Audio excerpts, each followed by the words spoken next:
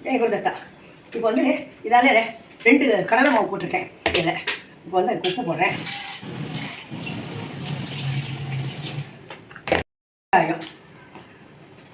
இப்போ வந்து இதில் வந்து எண்ணா 2 முட்டை நெய் ஊற்றிக்கணும். 2 டேபிள் ஸ்பூன் நெய் ஊற்றிக்கணும்.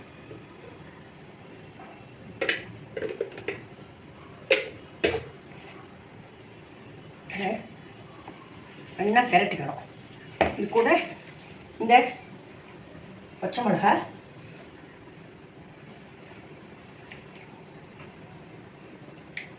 கருவேப்பிலை, கொத்தமல்லி நறுக்கி வச்சுருக்கேன். இதெல்லாம் போட்டுவிட்டு இதுக்கு வந்து முந்திரி பருப்பு விடும். முந்திரி பருப்பு போட்டு நல்லா பெரட்டணும். அதை வந்து இது அந்த பிடிச்சா அப்படி பொடி பண்ணோம். ஊற்றா கூட அந்த மாதிரி அந்த அவ்வளோ நெய் ஊற்றணும். அதான் 2 பெரிய டேபிள் ஸ்பூன். இது ஜலமாக இருக்குது. கொஞ்சம் கல்லாட்டம் இருந்தாக்கா நல்லாயிருக்கும். எனக்கு நெய் தோஞ்சி இருந்துக்கிற நெய் இருந்தால் நல்லாயிருக்கும்.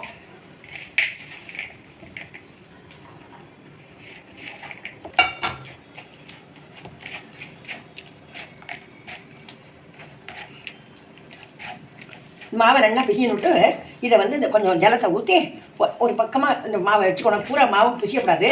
கொஞ்சமாக பிசின்னு விட்டு இதை வந்து போடணும். அப்படியே அள்ளி போடணும்.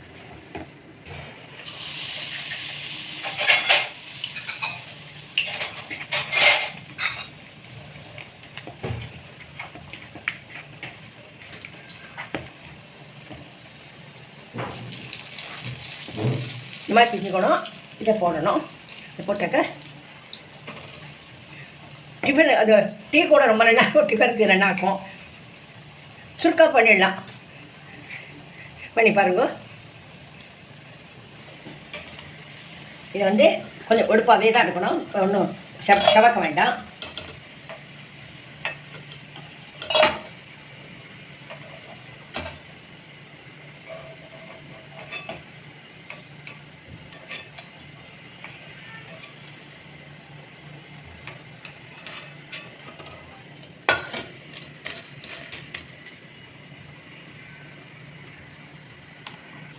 இதை வந்து இந்த நல்லா கரன்னு இருக்கும்.